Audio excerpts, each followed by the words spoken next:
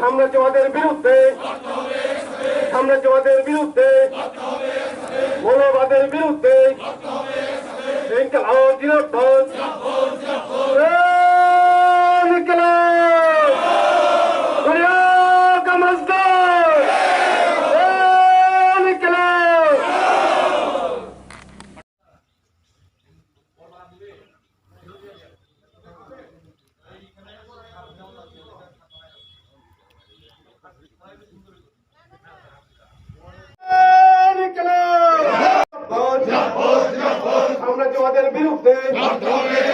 সাম্রাজ্যবাদের বিরুদ্ধে মৌলবাদের বিরুদ্ধে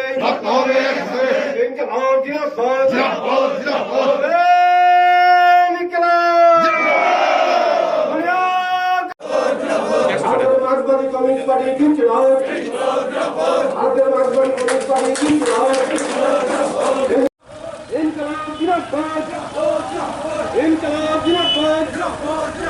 CPIM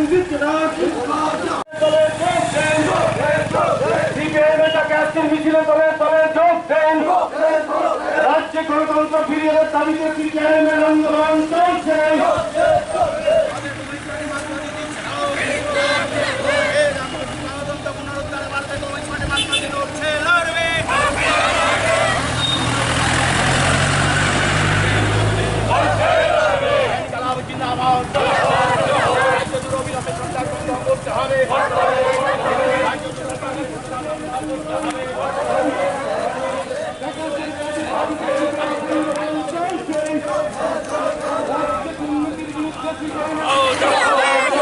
diesel পেট্রোলের মূল্য নির্ধারণ করতে হবে।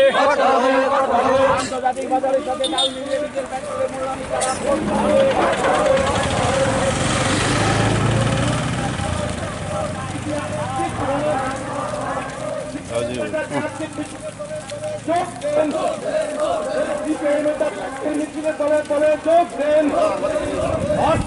দ্রব্যমূল্য বৃদ্ধির প্রতিবাদে CPIM এর আন্দোলন চলছে।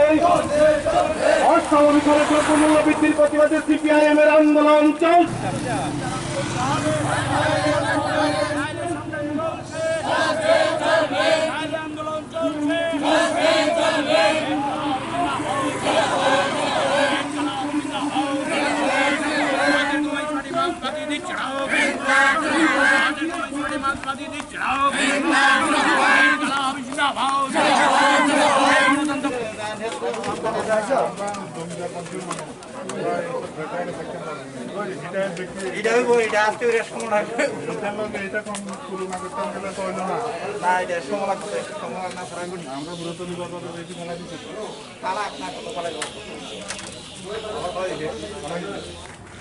মায়েরা বোনেরা,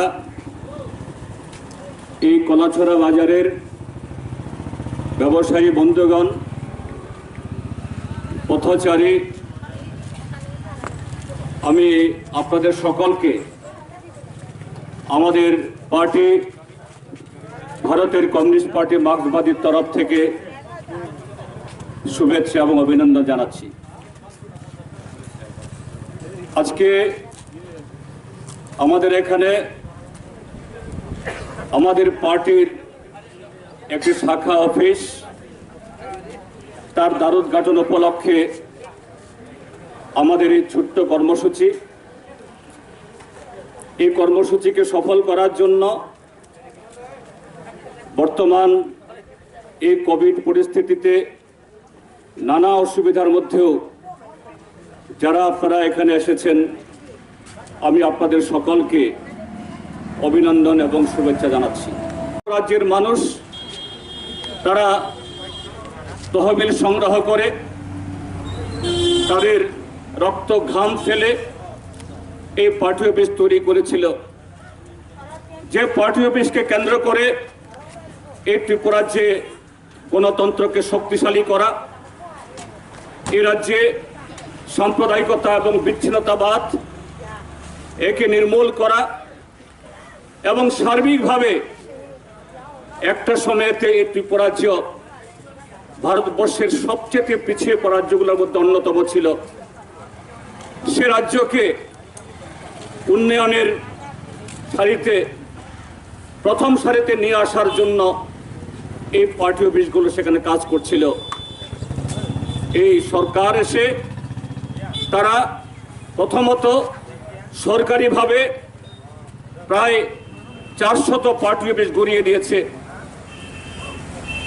আর পরবর্তী সময়েতে সেখানে তাদের সন্ত্রাসী হামলা করে, আগুন জ্বালিয়ে, লুটপাট করে আরো কয়েকশো পার্টি অফিস হয় ভেঙে দিয়েছে বা এটাকে জবরদখল করেছে।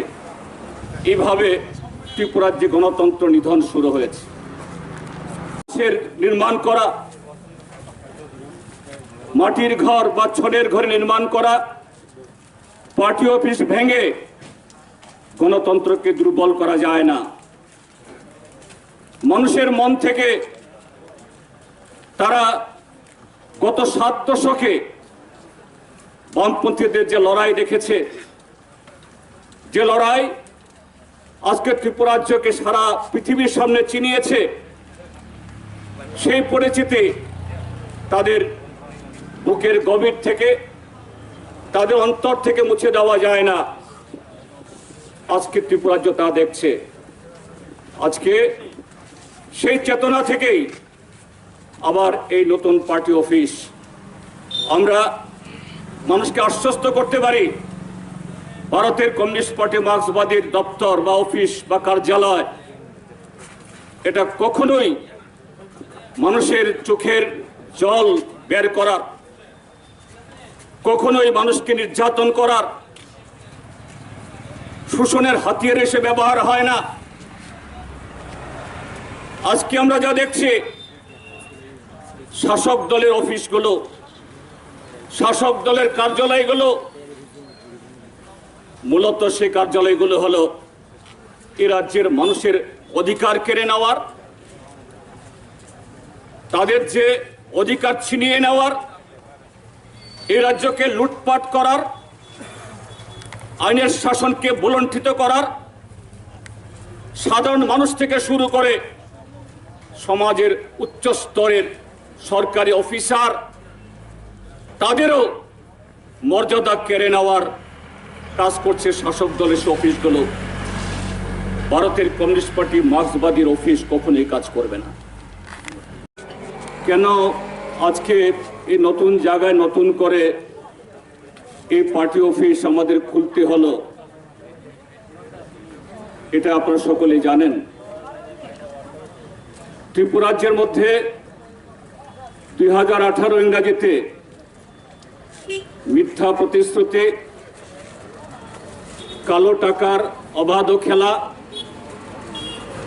এবং ভারত সরকার যা আজকে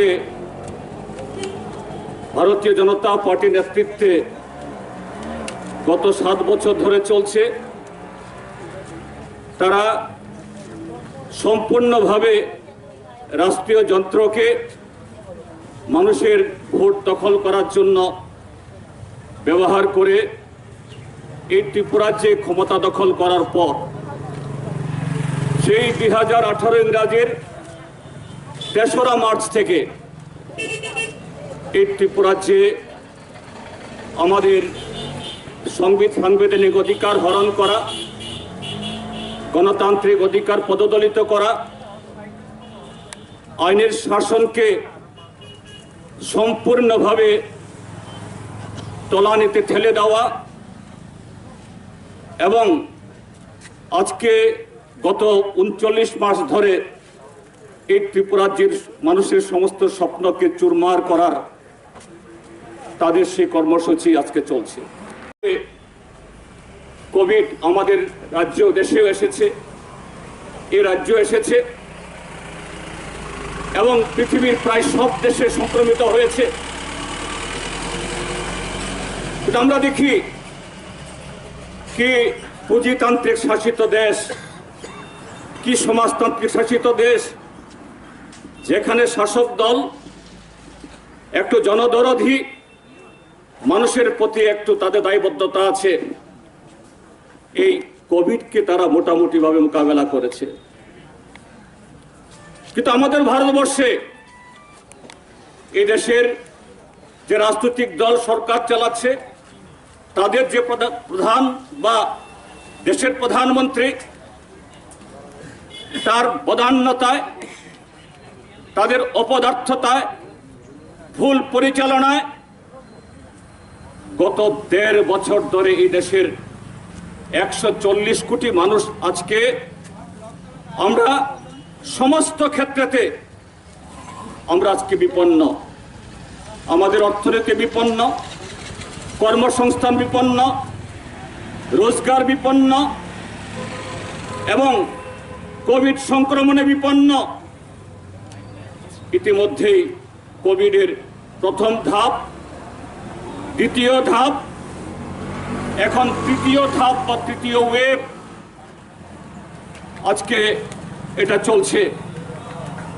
এই সময়েতে যদিও বলা হয় সরকারি তথ্যে কয়েক লক্ষ লোক মারা গেছে, কিন্তু প্রকৃত ঘটনা হলো এই দেশে 15 থেকে 20 লক্ষ লোক এই কোভিড আক্রান্ত হয়ে মারা গেছে। কোটি কোটি লোক আক্রান্ত হয়েছে এবং তার দায় সম্পূর্ণভাবে ভারতবর্ষের বর্তমান সরকার, তাদের ভুল পরিচালনা, তাদের অপদার্থতা এবং বিজ্ঞানের বিপরীতে গিয়ে কখনো তালি বাজানো, থালি বাজানো, গোমূত্র পান করা, এই জাতীয় যে কাকতালীয় এই সমস্ত কথা বলার কারণে তার খেসারত দিতে হচ্ছে আমার দেশের মানুষকে।